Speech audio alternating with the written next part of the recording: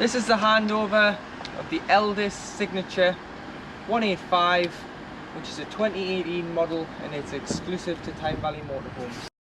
So as we start the walk round on the driver's side of the vehicle, you've got your two fridge vents here, and then you've got your exhaust for the vehicle and your exhaust for your water heaters just here. And at the back behind the wheel, you've got your grey water drain, so this is anything dirty water, so anything that's went down the plug hole you can just open, and obviously you'd leave that open in the winter as well to eliminate any water staying in the pipes and the tanks. So normally you drive over a motorhome service bay on the way out of a site and drop your dirty water, so this is dishes water, hand basin water, and on this side you've got your fresh water drain, so if you've taken on contaminated water or you're draining the system off in the winter to stop any water from freezing, you'd open these two. Above, so with one of the round-headed keys, you've got your lockable fresh water cap, so you open that like so, and then you get a hose pipe. You put your hose pipe in there and fill until it either overflows or until you're happy you've got enough water on board, which you can see on the main control panel. Below you've got your external shower, so it's a cold water fed shower only, and if you take this bung out you'll be able to put the pipe in, so it's quite a snug fit.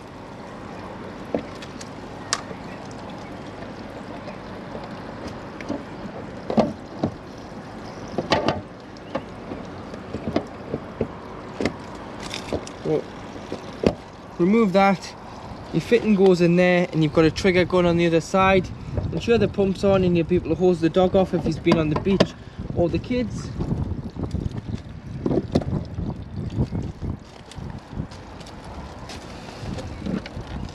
In here you've got your leisure battery, which is a 95 amp hour 12 volt leisure battery, and then beside it you've got your mains connectivity point, so to hook the vehicle up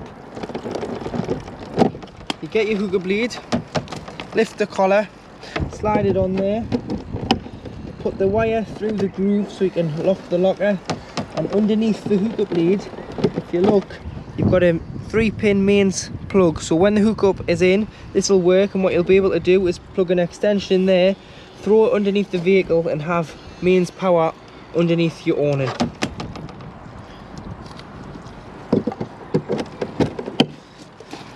At the back here, so with a tri-mark key, you've got your toilet. There's your shower hose there. And further back to your toilet, so you've got a bit of space for some chemicals and some loo rolls and various other bits. Make sure the blade's closed, lift and slide out. You've got some wheels there so you can drag it to your waste point, which is normally behind or beside your toilet block. Take the cap off, press the button 90 degrees, tip it out. Once you've tipped it out, there's normally a tap there, put some water in via the spout, give it a final shake and tip out. Then if you're using the chemical, a cap full straight into here, and it's good to go back into the vehicle. If you're using the chemicals in the tablet forms, you put a pint of water into here, a tablet in, and then push it back into the vehicle, and it's good to go back in. Coming round the back of the vehicle, you've got your high level brake light and reverse camera, rear view camera. The bike rack just pulls down, you've got 3 rails, so wheels through here, these through the spokes, tie them to the rails, and then these through the crossbar, so you've got your first bike, your second bike and your third. Then what I'd recommend is putting some sort of security lock around your bikes. And at the back, last customers added rear parking sensors on here. And again, open with the tri-mark key. You've got your LPG, so this is your gas locker, so this is where your propane bottles live. So you can fit 2 propane bottles in here, 6 kilogram. You'd always strap the bottle in like so, turn the bottle on and off, you'll need an adjustable spanner or gas spanner, and it's a left hand thread, so opposite threads with it being gas. Turn on, and then you press this for 3 seconds. It's a crush valve that allows the gas through the vehicle. And obviously when you are ready to travel again, turn the bottle off and make sure it's tied in before you go on the road. But always make sure when you turn it on, you press this button as it allows the gas through, otherwise you'll not be able to get gas on board. You'll think, why is my gas not working? I've turned it on. Press that green button. You've got your external gas point here, so if you wanted a barbecue or an external awning heater, you get a gas spigot, and you'll need to buy some gas hosing and some Jubilee clips to collect them together. Turn the gas tap on and off, and this will run off the main bottle on board.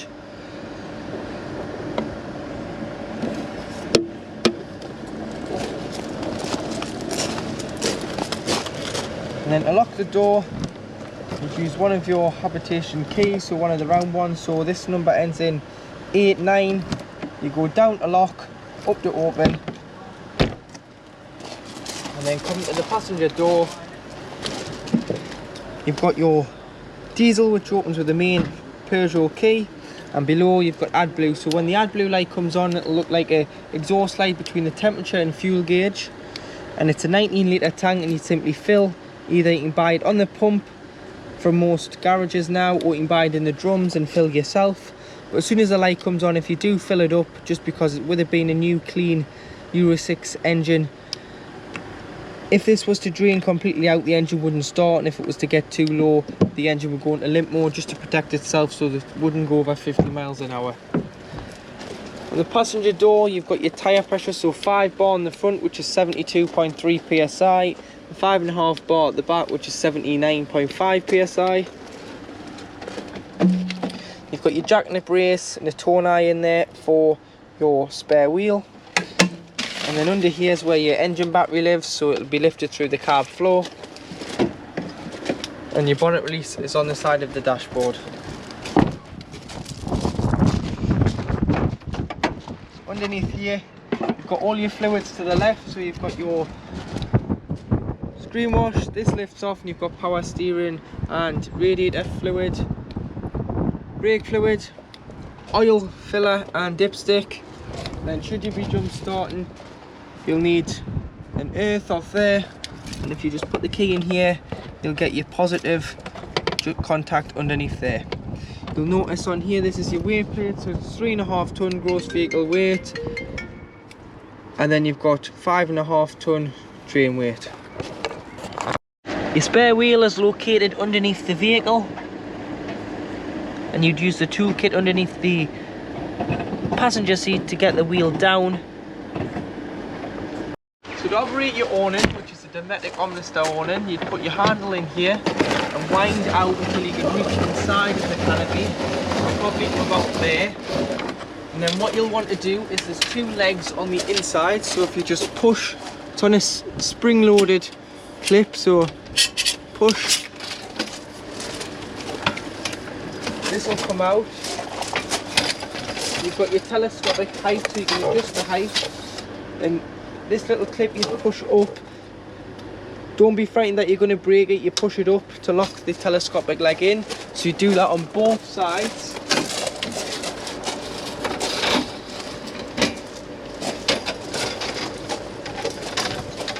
And then what you'll need to do is walk the awning out the rest of the way by winding it and just walking it out until you're happy that you've got it far enough out.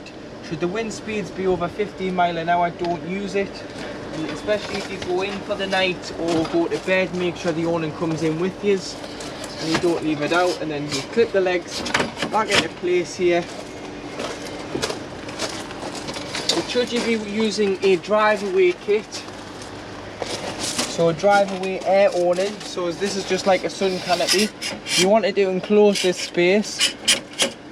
On the front of it, you've got a little channel, and you get a driveway kit to go into there, and that's when the air tent will connect to the side of the motorhome and give you that enclosed space that you might require.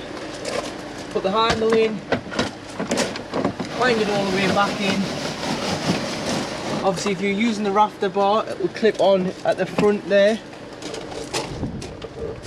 and it will clip on at the back. It just gives a little bit more support when it's out, and then you wind it out in, and then your handle will be stuck. What you've got to do is push it up, turn it, and pull it out. So once inside the vehicle, above the Habitation door, you've got your main 12-volt control panel. So you've got your master switch here, which turns on 12-volt or 240 if you're hooked up. And then you've got your lights, which are all individually switched around the vehicle. Awning is the awning light outside above the motorhome door. You've got your tank heaters here, so if it's going to potentially freeze overnight, if you turn your tank heaters on, what that does is it puts current through the water to stop the water from freezing in the plastic tanks beneath the chassis. And then you've got your water pump there. So should you have sufficient water in the tank, you can turn your pump on and use the taps, toilet and shower, and that'll pressurise it. Otherwise you'll not get any water through. At the top here it shows you your voltage of your leisure battery, and then if you use a toggle switch it tells you how much water's in there. So at the moment we have just above empty on the fresh water. So underneath your control panel you've got your wheel control panel for your heating and hot water. So the top one does the hot water, which is a picture of the tap, and the bottom one does the heating, a picture of the vehicle. So they're shown both off there. So what you do is you just scroll along. So if we scroll from the start, you've got one wiggly line, which is 1 kilowatt of electric on mains electric hookup. So you can use this on small SCL sites or abroad, depending on what amperage they give you through the hookup lead. You've got 2 wiggly lines, which is 2 kilowatts of electric, which you can use on most sites throughout the UK. You've got gas on its own. You'd use gas on its own if you're wild camping and had no access to electric hookup. You've got electric and 1 kilowatt or electric and 2 kilowatts. Electric and 2 kilowatts can be very important if you're in desperate need of water. Obviously both sources together will reduce the time it takes to heat the water. So you'll get hot water in about 10 minutes with that. So if you're in desperate need of hot water, you put gas and electric on together.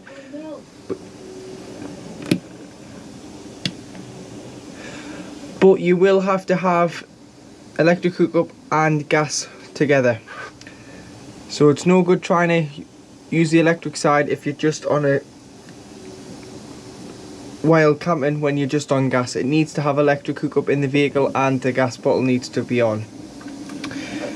Underneath you've got your heating. So again, so scroll through that, 1 kilowatt of electric, 2 kilowatts of electric, 3 kilowatts of electric, which is 3 wiggly lines.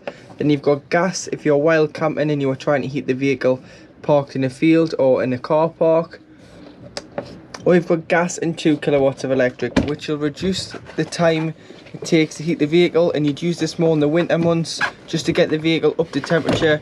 And then if you're on a site you don't really want to waste your gas, so you'd just allow that to heat up for 10-15 minutes, and then you turn it to electric and let the electric to continue the heat. You've got a plus and a minus here, so in the middle there is about 15 degrees of heating your vehicle, going all the way up to a max of 30 degrees of heating the vehicle. On the door you've got a fly screen, a blackout blind, and then if you lift this little catch up here to show the red, that means it's locked, and as soon as you go for the handle behind, it will open the Habitation door. You'll also notice beside here you've got a concertina blind which comes out, which is designed for privacy. So that comes right the way onto, clips onto here, so that clips onto there, and then you would use that one there, and they're just magnetic, and it'll give you privacy from the front if you've got front guests to the back of the vehicle. In the kitchen area you've got 3 gas rings which are all lit there, and then 1 electric hot plate, which is this one here, and the light will come on. But should you have had these on for any length of time, allow them to cool before you put the glass hood down, and then below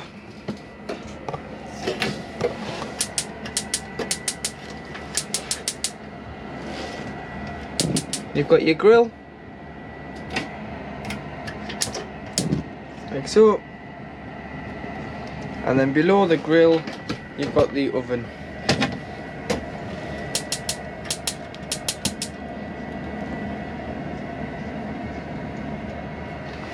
Underneath the oven you've got some storage, and you've got your gas isolation valve, so any problems with gas, turn the bottle off to be safe. These are mainly for when the vehicle is habitation serviced every year. Got some storage drawers, so 3 of those, and then to operate your fridge, so your fridge is a Dometic fridge and it's 3-way, and that means it's off at the top. It can run off electric hookup when you're hooked up on a site or at home. You can run off battery, but the battery isn't the leisure battery, it's only a feed when the engine is running off the engine alternator, designed to keep the temperature the fridge was previously set at. So with the battery, what you do is, if you're lucky enough to keep it at home, you'd hook it up a couple of days before you went away, put your shopping in the night before, allow it to chill, and then you put on a battery when you travel, turn it into a massive cool box, keep it all fresh until you get to your site, and you either put it back onto electric hookup or you turn all the way down to gas, which is at the bottom. This is your temperature. You hold this in, press the spark igniter, and then when this orange band goes into the green, you just keep holding.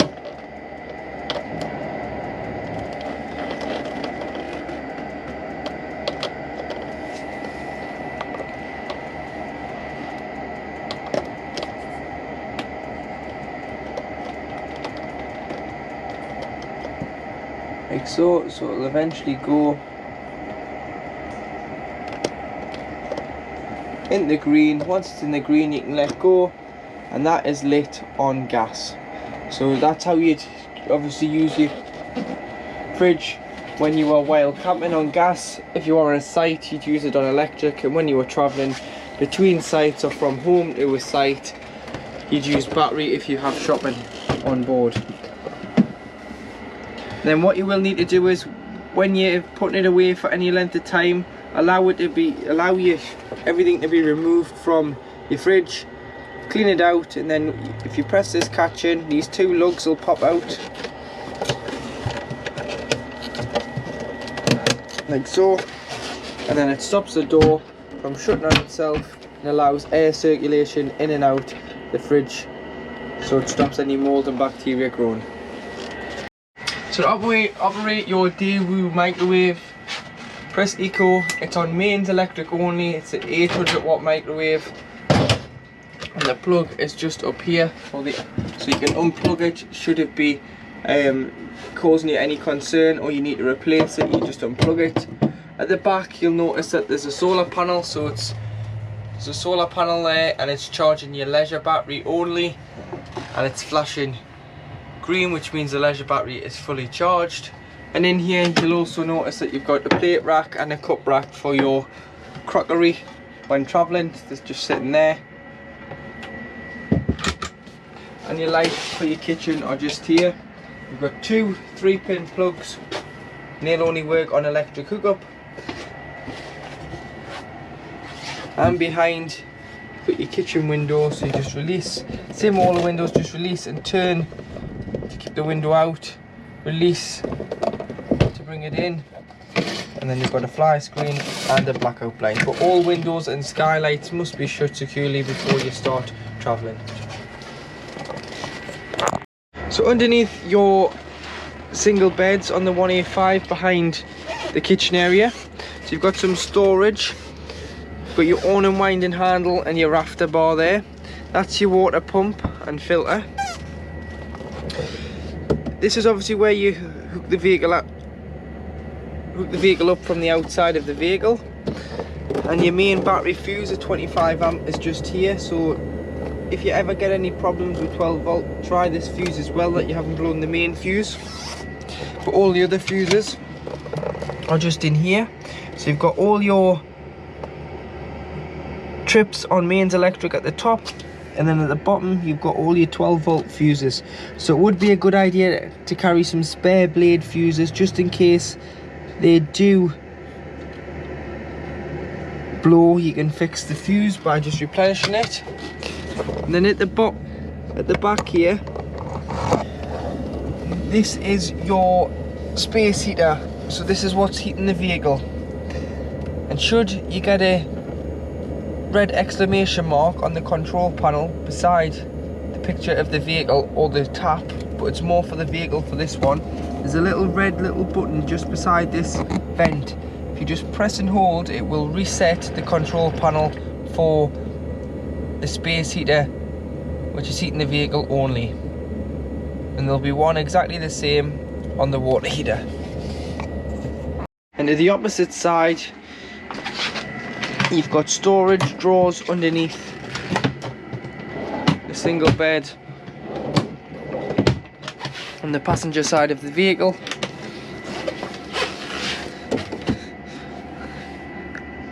So this one doesn't lift up because of the drawers, and obviously that's your locker at the back.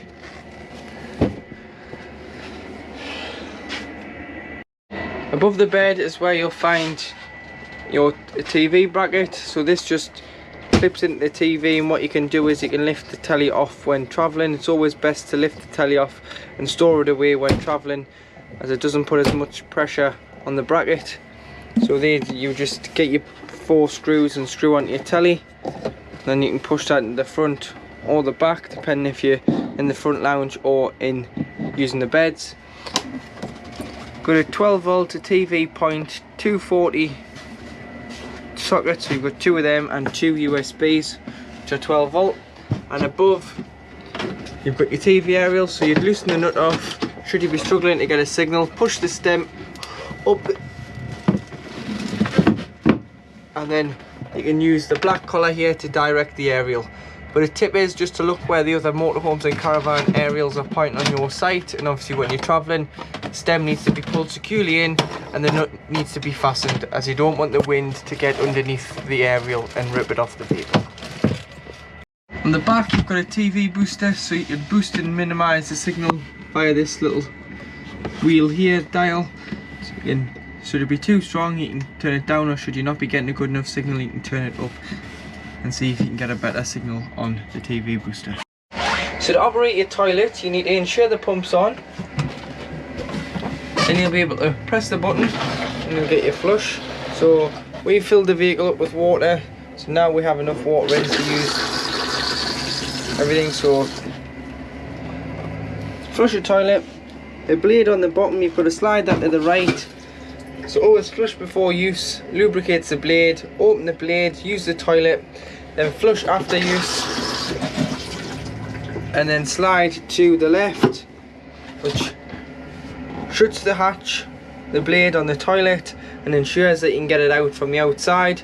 Should you not be able to get it out, obviously the blade's open. And then on the back here you'll get a diagram of a cassette. When you get a light on there, it means that the cassette is full and requires to be changed and topped up with chemical.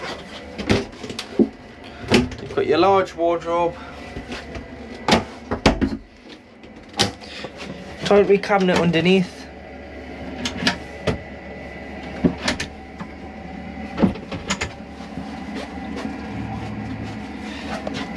and then you do have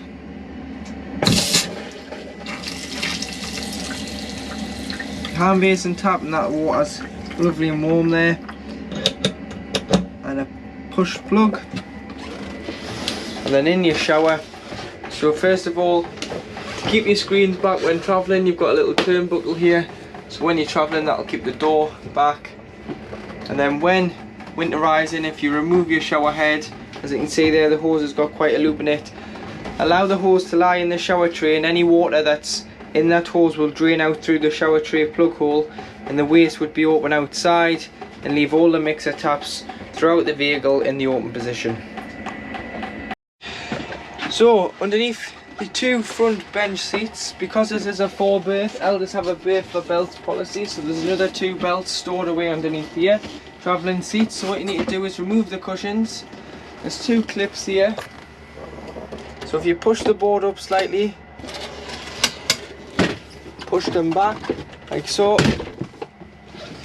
then you've got a travelling seat. So what you need to do, you've got 2 levers, so all you need to do is play around with the levers, pull the backrest up, then pull it up, pulls the base up, and there you have a travelling seat. You've got exactly the same on the other side. So, and then to put away, fold the base, fold it down, fold the back, and store away. In the back corner on this side is where your red button is for the hot water.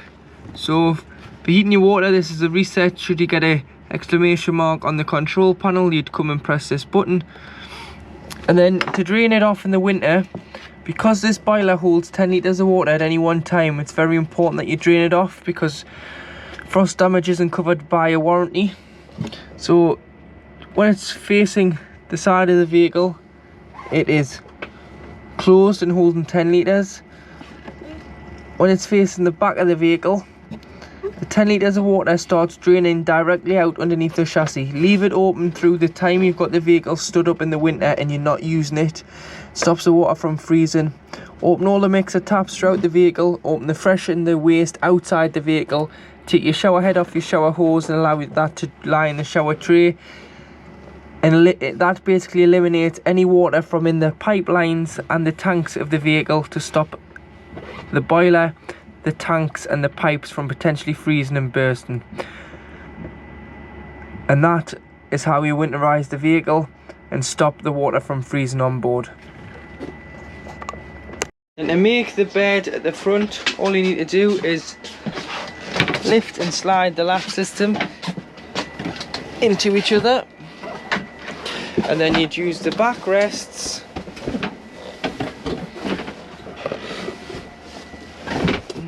put the backrests in the middle, so it's quite a tight squeeze, so they just push in like so. And what I'd also advise is you turn the base cushions the other way around, as they've got quite a bull nose on the front, and it's far flatter if you turn them all the way upside down, and you get a far comfier night's sleep. Open your skylights.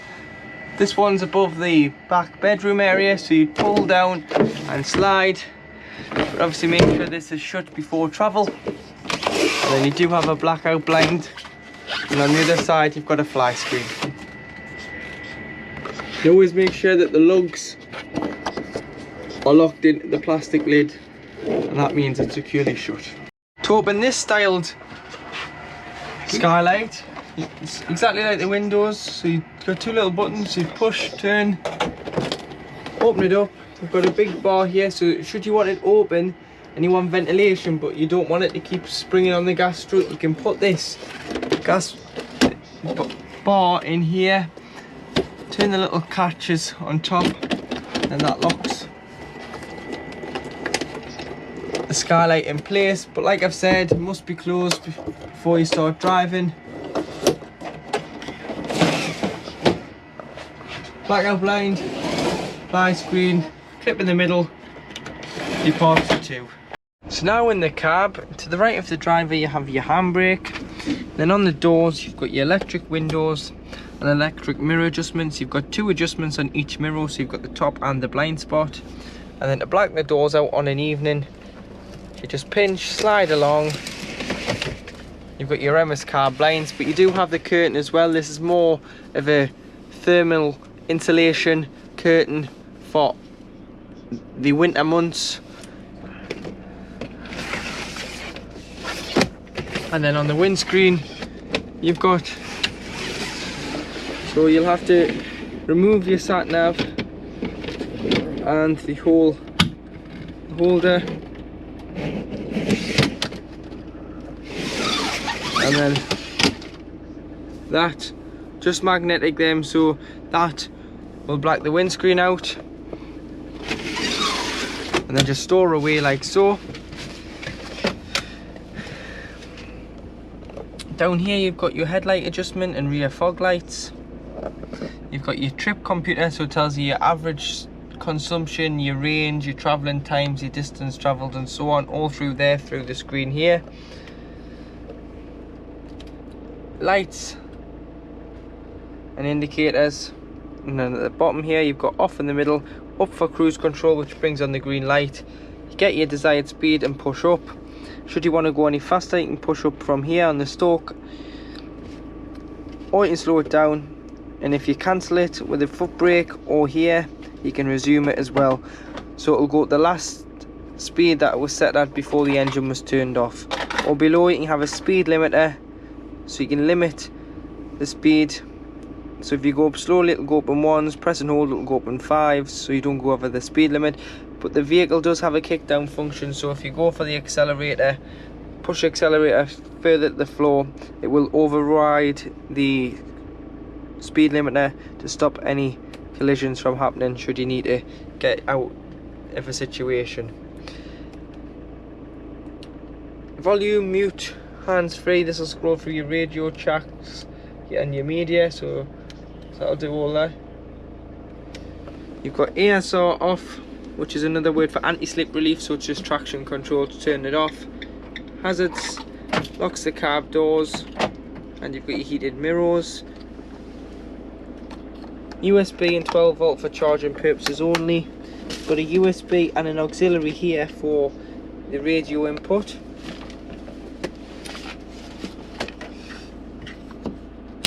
And then coming up here, you've got your temperature on the outside ring. So the fan speed must be on at least 1 or more for the aircon to work, which is this button here. And then you've got your distribution, so where you want the air to go to, face, feet, screen, and whether you're bringing fresh air in the vehicle or you're recirculating the air that's already in there. FM, AM and DAB radio, so you can press 1 to 6 to save your favourite channels. Media, of course, is either Bluetooth audio, aux or USB. Then to connect the phone, you just press phone, connect the phone, enter, add phone. You want to find my car on your device, make sure the pins match, press pair. Then it'll ask you if you want to allow your contacts to be saved, press allow. And then that is your phone book downloaded into here and your phone paired.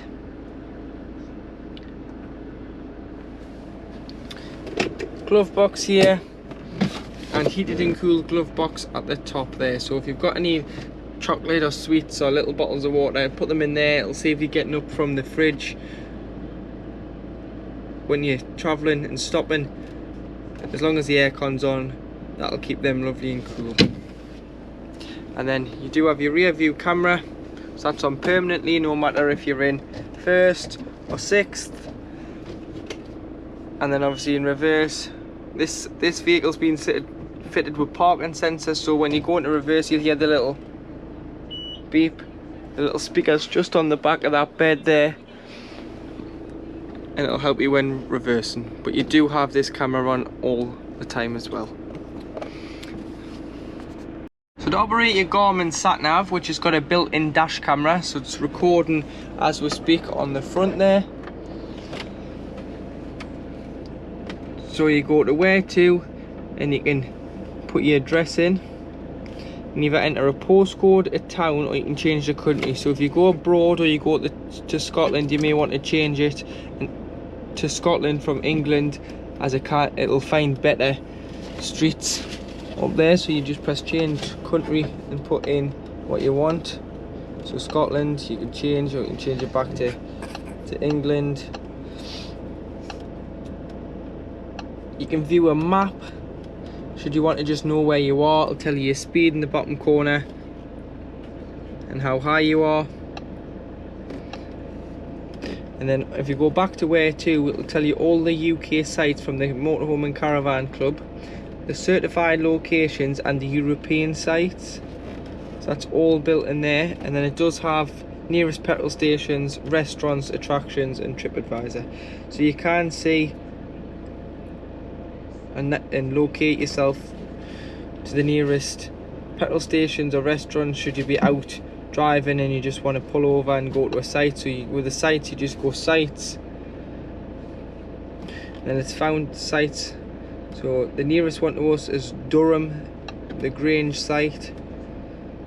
When you click on it, it will tell you the address, the phone number, when you're going to arrive, where it's located, how many pitches they have, the max length of the pitch, and if you click on the little photo, it tells you what the site looks like. So you can ring, you get all the details to ring them and book the site off the sat nav. Apps, you've got your dash cam. So there you've got your dash cam. You can see parked in the dealership, and you can video saved should you want, and you can take a photo should you need to. And in settings in the bottom right hand corner, sorry, you've got vehicle profile. So your motorhome, your 3.5 ton, your length is 7.33 meters, your height is 2.82 meters, and your width is 2.69 meters there. So it's giving you the profiling of your motorhome built in to the sat nav. Should you want to change that for any reason, should you start towing with it, you can just go here and you can change it all by just clicking and changing your height, your length, your width, and your weight.